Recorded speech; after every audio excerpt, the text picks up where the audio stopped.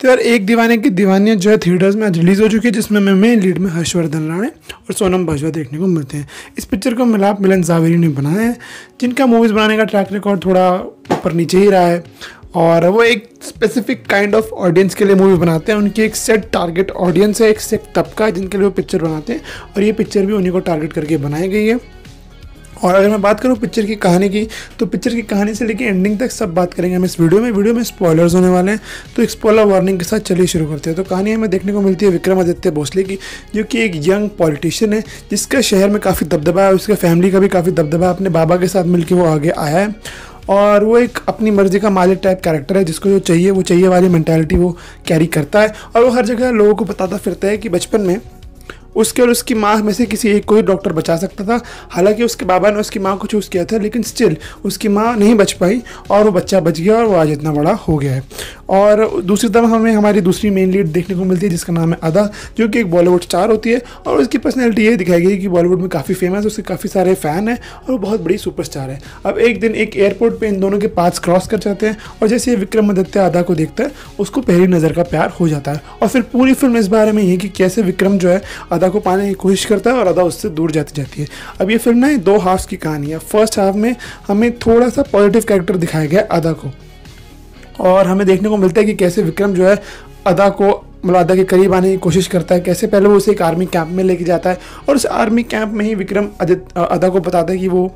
उससे प्यार करता है, लेकिन अदा उससे साफ साफ मना कर देती है कि मैं तुमसे प्यार नहीं करती हूँ, मेरे मन में तुम्हारे लिए कोई फीलिंग्स नहीं है। फिर विक्रम थोड़ी सी ज़ोर ज़बरदस्ती करने की कोशिश करता है। वो बहुत सारा सामान लेके उसके घर में पहुँच जाता है और बोलता है कि शादी तो तुम्हारी मेरे से ही होगी। उसके बाद जो थोड़ा बहुत परेशान भी हो जाती है अदा और अदा की फैमिली उस चीज़ से, जहाँ पर विक्रम जो है मतलब एकदम डायरेक्टली कोई ज़ोर ज़बरदस्ती नहीं करता, लेकिन स्टिल जो थर्ड पार्टी हर्ट कंधे वो अपनाता है। उससे अदा और अदा की फैमिली को परेशानी हो रही होती है और काफ़ी ज़्यादा जो है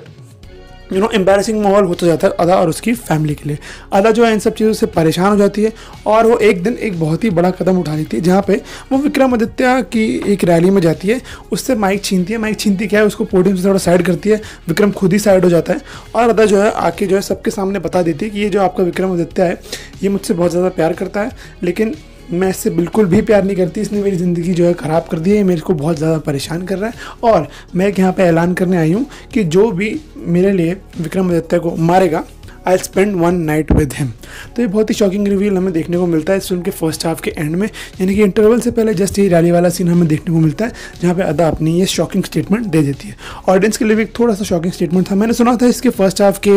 इंटरवल पॉइंट पर कुछ शॉकिंग होने वाला है। अब ऐसा होने वाला है ये भाई मैंने नहीं सोचा था कि कुछ ऐसा ही स्टेटमेंट दे देगी। तो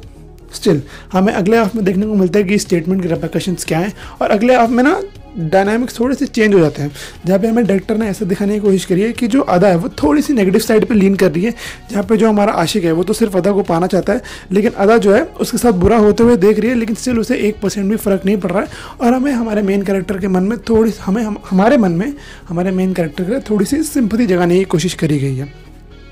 और हमें अलग अलग इंस्टेंसेस देखने को मिलते हैं जहाँ पे वो अदा से जाके अपनी प्यार की भीख मांगता है, लेकिन स्टिल अदा उसे साफ साफ मना कर देती है। वो अदा के लिए खून देने जाता है, वो खून की बोतल गिरा देती है। वो जो है नंगे पैर मंदिर चलता है, उस पर अटैक्स होते हैं, वहाँ पे उस पर अलग अलग जगह अटैक्स होते जा रहे हैं, लेकिन स्टिल अदा अपने फैक्ट पे एडमेंट है कि मैं तुझसे प्यार नहीं करती और तेरे लिए मेरे मन में सिर्फ नफरत है और कुछ भी नहीं है। लेकिन हमारा जो विक्रमादित्य है वो भी अपने फैक्ट पे एडमेंट है कि भाई मैं तुझसे प्यार करता रहूँगा, तेरी शादी मुझसे ही होगी और तू कुछ भी कर ले, तू मेरे घर की बहू बनेगी। ये हमें अलग अलग सीन्स के जरिए दिखाया जाता है फिल्म में और हमें एट द एंड एक ट्विस्ट भी पता लगता है कि विक्रम जो अपने माँ के खा जाने को पैदा होने से पहले गिल्ट में रहता है। जो सावंत होता है, हमें जो विक्रम का राइट हैंड मैन दिखाया गया होता है, वो सावंत जो है विक्रम को सच बता देता है कि आपके बाबा ने आपको कंट्रोल करने के लिए आपसे झूठ बोला था, आपने अपनी माँ को नहीं मारा, आपका अपनी माँ को मारने में कोई हाथ नहीं है।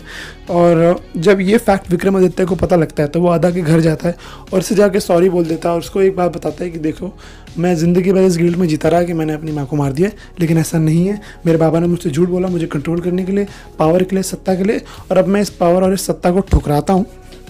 और मैं तुमसे माफ़ी मांगना चाहता हूँ। और मुझे पता है कि दिल से दिल मिलने से ज़्यादा नसीब का मिलना ज़रूरी है और हमारे तो दोनों ही नहीं मिले, बट प्लीज़ मुझे माफ़ कर दो। मैं तुम्हारे लिए अपनी आंखों में मतलब अपने लिए तुम्हारी आंखों में एक बार बस माफ़ी देखना चाहता हूँ। और मैं उसी दशहरा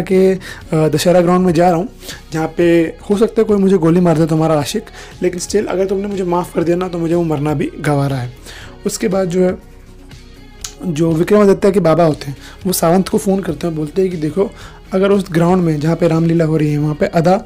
भी आ गई तो तुम अदा को गोली मार देना, लेकिन ऐसा लगना चाहिए कि तुमने गोली कि किसी आशिक ने अदा के गोली विक्रम को मारनी चाहिए पर वो गलती से अदा को लग गई, बेसिकली एक एक्सीडेंट लगना चाहिए। तो ऐसा ही हमें सेटअप देखने को मिलता है जहाँ पे दशहरा का सीन देखने को मिलता है जहाँ पे विक्रमादित्य जो है रावण को जो है तीर मारता है और वो देखता है कि वहाँ पे अदा भी चल के आ रही होती है, लेकिन दूर से वहीं जो है सावंत निशाना लगाना शुरू करता है। वो पहला निशाना लगाता है वो दोनों को ही नहीं लगती, चूक जाती है, और जैसे वो दूसरा निशाना लगाने जा रहा होता है विक्रम जो है अदा को आके बचा लेता है और वो खुद जो है पीठ गोली की तरफ कर लेता है और खुद गोली खा के मर जाता है, नीचे ज़मीन पर लेट जाता है, कुछ आखिरी रोमांटिक डायलॉग्स बोलता है, लेकिन तब तक जो है अदा उसे माफ़ कर चुकी होती है। और बेसिकली कहानी पिक्चर की हमें ये देखने को मिलती है कि जब अदा ने विक्रम को माफ़ किया तो विक्रम की जान चली गई और विक्रम जो है अदा को पूरी फिल्म में नहीं पा पाया, मरने के बाद ही जो है वो उसे पा पाया। बाकी मैंने आपको बताया कि ये कहानी एक स्पेसिफिक टाइप की ऑडियंस के लिए बनी है। अगर आप वो ऑडियंस हैं तो आपको ये फिल्म पसंद आएगी, अगर आप वो ऑडियंस नहीं है तो आप इस फिल्म को सीधा सीधा अवॉइड कर सकते हैं। OTT पे भी आप देखने का मन करेगा या फिर नहीं, वो भी आपके ऊपर है। बाकी थिएटर्स में ये फिल्म एक टाइप के ऑडियंस के लिए बनी है जिस ऑडियंस का नंबर जो है बहुत बड़ा है। अभी हम सैयारा के टाइम पे देख चुके हैं कि अगर उस टाइप की ऑडियंस को भी फिल्म पसंद आ गई तो फिल्म 300 साढ़े 300 करोड़ जा सकती है। हालांकि मुझे नहीं लगता ये फिल्म उतना जाएगी, लेकिन स्टिल अगर इसने अपनी एक ऑडियंस छोटी सी नीच भी बना ली तो ये सक्सेसफुल फिल्म हो सकती है। और इसने लगभग 8 से 9 करोड़ की ओपनिंग भी ली है, 40 करोड़ के आसपास फिल्म का बजट है। अगर फिल्म ने 50 से 60 करोड़ भी कमा ली ना तो इसको एक सक्सेसफुल फिल्म माना जाएगा। बाकी आपने अगर ये फिल्म देखी है तो आपको कैसी लगी आप मुझे कॉमेंट्स में ज़रूर बताना। मैं मिलूँगा किसी और वीडियो में किसी और टॉपिक के साथ, तब तक के लिए like share subscribe and thanks for watching.